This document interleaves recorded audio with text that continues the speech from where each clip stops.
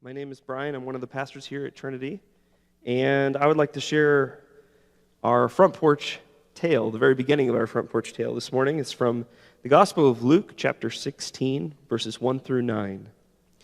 So Jesus was telling a story to his disciples, and he said there was a certain rich man who had a manager handling his affairs.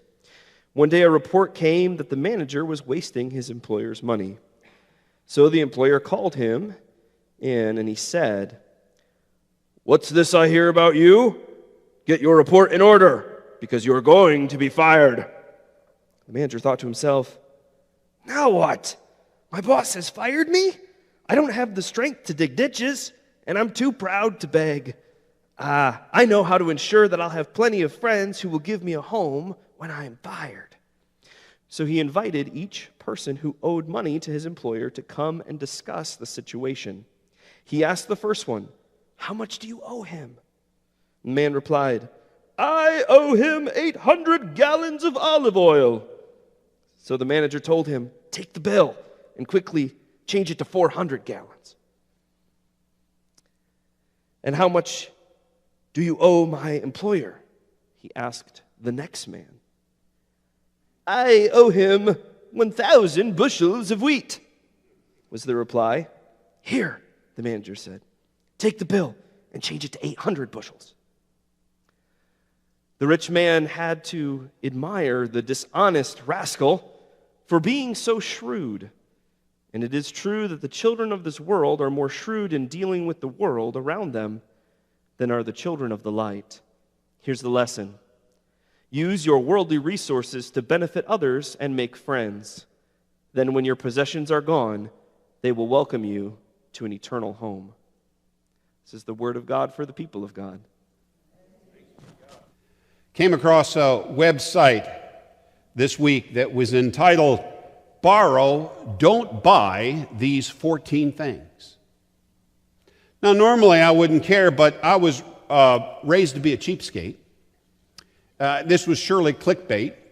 Try to lure me into some advertising or to pick up some kind of malware on my computer, but I couldn't help myself. So I went through the list. I want to share it with you.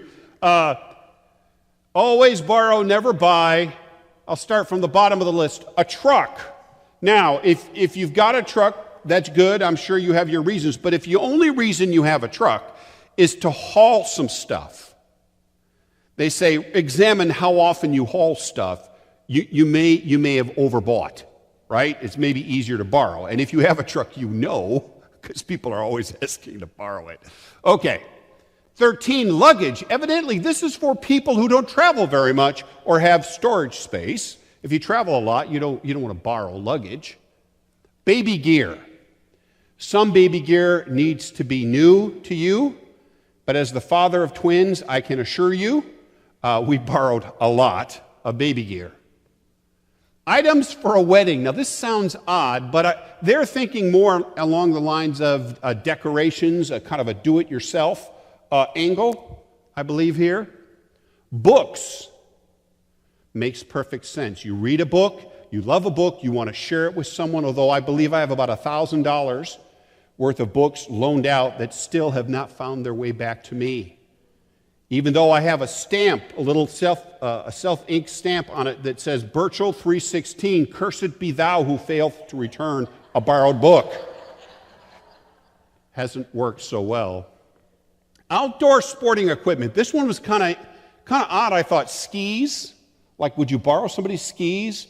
They mentioned, like, inner tubes, I guess, for, back of a boat or a parachute. Would you want to borrow somebody's parachute? I think I'd want a new one, personally, if I'm jumping out of a plane. Specialized tools, like how many times are you going to need a nail gun? Although, I don't know, a nail gun would be awful fun, wouldn't it? A lot of people get hurt, but it'd be a lot of fun. Formal wear. Hey, can I borrow your tux? Like, is it going to fit? I don't know. They really mean rent, I believe, here. Tents and camping gear. If you're not really sure this is your thing, borrow first. It can be expensive. Tables and chairs, of course. A paint sprayer makes sense. A carpet cleaner makes sense. chainsaws. Well, yes, that probably makes sense, but I'm sorry, this may be a gender thing. Maybe it's more than just a gender thing, but secretly a lot of men wish one of their trees would fall on their property just so they'd have an excuse to rev up a chainsaw. I mean, let's face it, it's true. But the number one thing that you should never buy but always borrow is an extension ladder. Now, I personally believe every neighborhood should take up a collection and have a community-owned extension ladder, because you will need it, right? But not more than a couple of times a year at most, and they're kind of expensive, and who wants to store it? I can't exactly off the top of my head remember. I want to say it's Polonius in Shakespeare's Hamlet, but somebody said, neither a borrower nor a lender be. But in today's gospel lesson and in today's world, generous lending can make all the difference, and we're going to see just that very soon. Now, today's scripture gospel lesson, the story that Jesus tells and Brian shared, is considered the most confusing and the most difficult parable that Jesus shared. And Sarah, you're not going to hear a lot of sermons on it. You're not going to find a lot of devotions based on it. Partly, one of the reasons is because it's just too scandalous.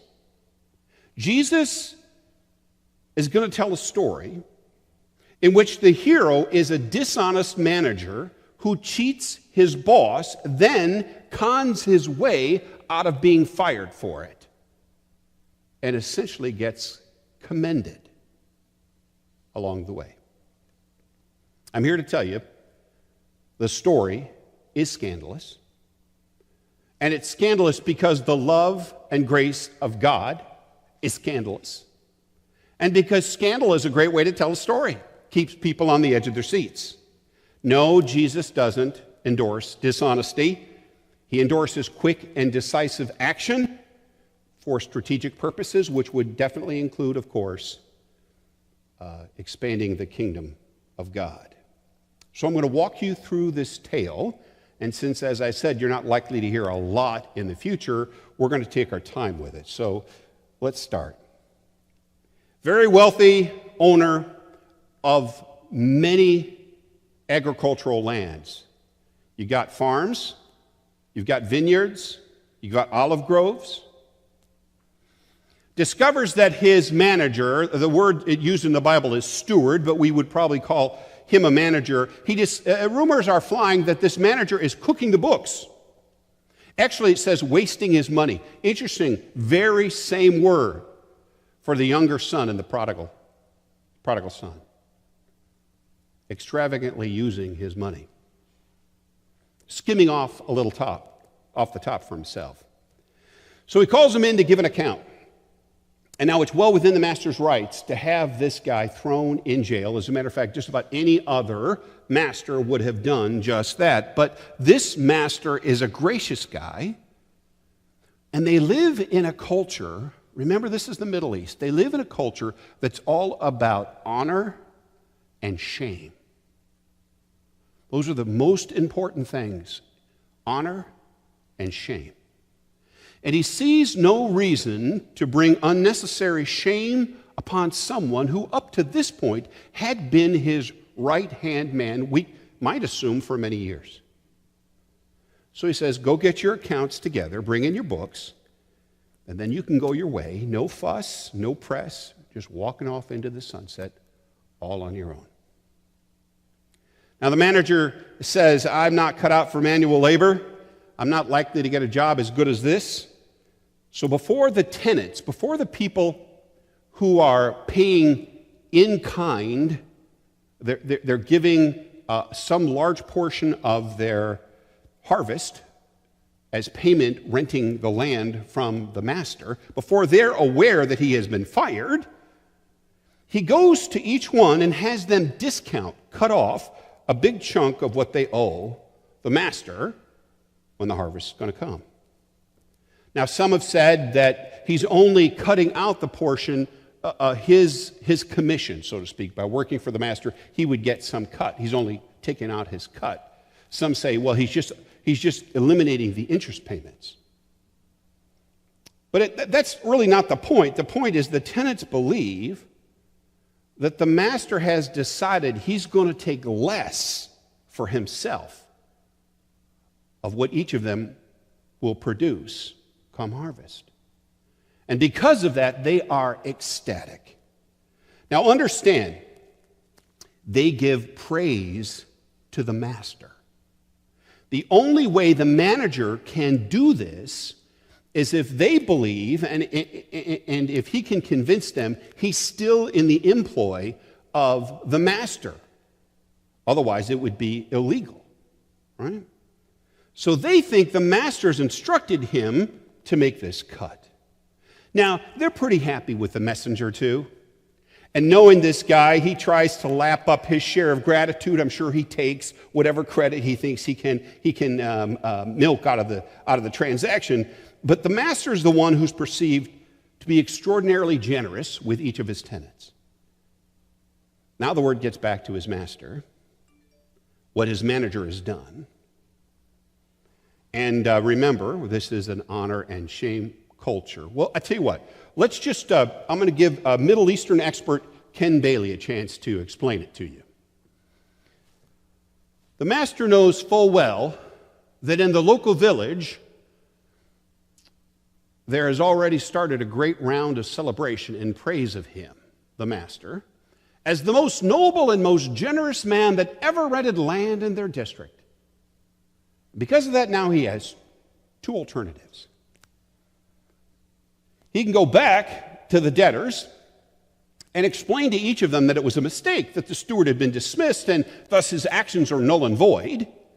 But if the master does this now, the villager's joy is going to turn to anger, and he, the master, will be cursed for his stinginess. He's not stingy, but he's going to look stingy. That's one option. Second, he can keep silent, accept the praise that even now is being showered on him, and allow the clever steward to ride high on the wave of popular enthusiasm. This master is a generous man. He did not jail the steward earlier, which he certainly could have. To be generous is a primary quality of a nobleman in the East. In other words, generosity was a sign of nobility. He reflects for a moment. Then he turns to the steward and says, "You are a very wise fellow." And one of the Old Testament definitions of wisdom is an instinct for self-preservation, which this manager definitely has. Now, if you look at the amounts that were owed, we know that this is an enormously wealthy master. And although he may be very generous by nature, it could have been a long time since he's publicly displayed any of that generosity. And he has lost a big chunk of money. But his reputation has never been more highly honored than it is right now. The master, if he fires his manager, will lose that honor. It will wipe out all the goodwill that's been built up. So in a way, he is stuck. He has to keep the manager on because firing him would say his last actions were not legitimate. Although if he keeps him on, I imagine he would keep him on a considerably shorter leash, right? Maybe get a nice assistant manager in there to spy on him. But I want to be clear. The manager is the one who put this scheme together. He's taken a no-win situation where he is going to get fired and he's got nowhere else to go. And he's found a kind of King Solomon-like solution. A solution that makes it so incredibly costly that his master can't afford to fire him. So you can see why this dishonest rascal is admired for being so shrewd. Not for being honest, not for being ethical. His actions are conniving and self-serving, but they are brilliant. So imagine, Jesus asks, If the people of God acted that decisively and that brilliantly to build the kind of personal relationships in which the extraordinary generosity of God would be similarly on display, imagine if you and I could act that way in our relationships and give that kind of honor back to God, our Master. Preacher John Killinger took the parables of Jesus and he put them in a Christmas context. I assume because he was like preaching an Advent sermon series. I don't know why he felt the need to do it, but it's a great little book he's got. And he captures, I just wanted to share his version of this parable because he just does a beautiful job with it. The manager in his story is a cook. She's a cook for a very prominent, wealthy, and in my mind, I imagine a Victorian woman, a very prominent Victorian woman in her community. See if you can note the parallels. He calls it the parable of the smart cook. There was a certain rich woman who discovered, shortly before Christmas, that her cook was carrying off food from her kitchen. And she called the cook in and said to her, "After the party," I can do voices too, Brian, "after the party next week, I shall not require your services any longer." The cook was distressed, and she thought to herself, "Whatever am I going to do? I can't find another job like this one, and I am not just a little too old to start cooking in a school or a hospital, and I'm too ashamed to go from relative to relative. I know I'm going to make friends with those who will take care of me after I leave." So on an afternoon when she knew that her mistress would be out, the cook threw a lavish party in the mistress's house, to which she invited many of her mistress's friends. She prepared the best foods from the pantry and served them in elegant style. The guests were so impressed, they began to ask her if she would not come and work for them. Now, when the mistress heard what had happened, and as a matter of fact, after so many of her friends came to her and told her how impressed they were with the holiday event as well as the incredible talent of her cook, and I'm sure offers that were made to hire her, the mistress of the house complimented the cook and said she could stay on indefinitely for as many Christmases as she would. Then he goes on to say, "For people who have to get along in the world are often more resourceful than those sheltered in religious faith." The cook had evidently been stealing food, but she could do marvelous things in the kitchen. And in the retelling of the story, she plays upon her mistress's pride. Who doesn't want to be envied as the hostess who sets the best table in the city and guarantees that all her invitations will be received generously, graciously? All the parties will be well attended. It adds considerably to her social prominence, and oh yes, it supplies job security if you're the cook. Devious? Yes. Clever? Most definitely. Imagine if we followers of Jesus were as clever and as motivated as she in setting up our master, Jesus, for praise and prominence among our circle of friends and family. Now let me shift gears just for a minute. There was a time when our daughter Abby went down to school at IU in Bloomington, and when we moved up here, it was a long way for her to be, and when our boys were in school, they did not have access to a car, but we thought she needed to. I guess when you're a dad, you're a little sexist when it comes to your daughter, so we bought a used car for her and kind of worked real hard to make sure it was safe and kind of set her up with that. And then it seemed like she ended up driving her friends all over the place in that car, up to Indianapolis, over to West Lafayette, even down to Louisville.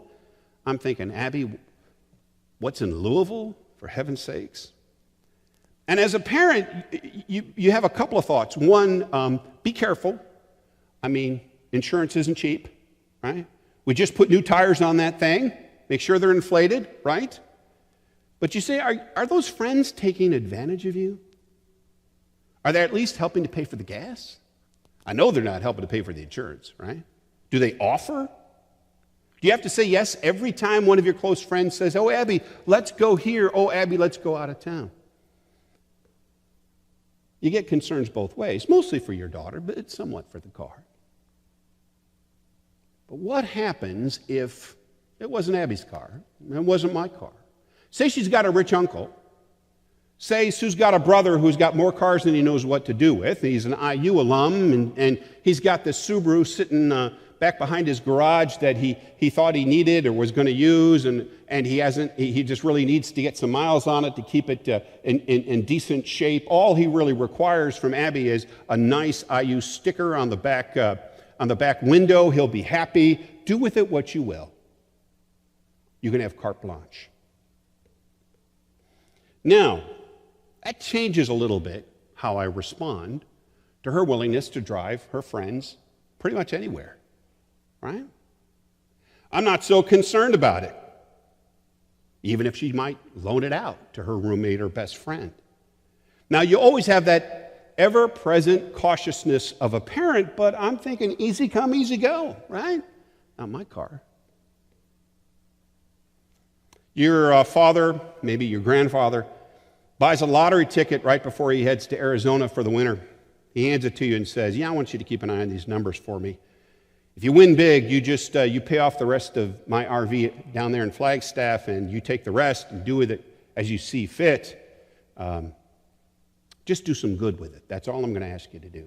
And you laugh, right? I'll win big. And lo and behold, you win big. You end up taking home $12 million. Which, after you tithe, that's a significant amount of money. And then there's the guilt offering as well, because you shouldn't be gambling.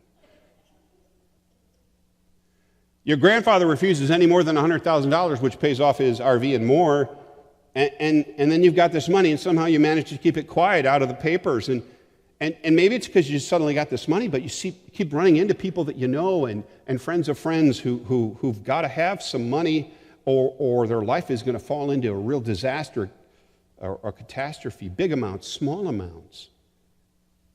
And here's the thing, it isn't really your money. I mean, you didn't do anything to earn it. You didn't even buy the ticket. How generous are you going to be with something that really belongs to someone else? It really belongs to your grandfather, but it's been turned over, maybe even temporarily turned over to you for you to manage on his behalf. How generous are you going to be? Freely received, freely given, after all. See, in the end, that's what Jesus is trying to get at through this funny and ironic story. Gallons and gallons, what was it, 800 gallons of olive oil. How much oil do you get from a single olive, right? We're talking about a lot of extra virgin olive oil, right? Bushel after bushel of wheat. The manager gave that away, but it wasn't his to give. It didn't belong to him. He was taking care of it for the master, and he gave it away. Why? In order to win the friendship of the tenants he was helping, but also to increase the prestige and honor of his master.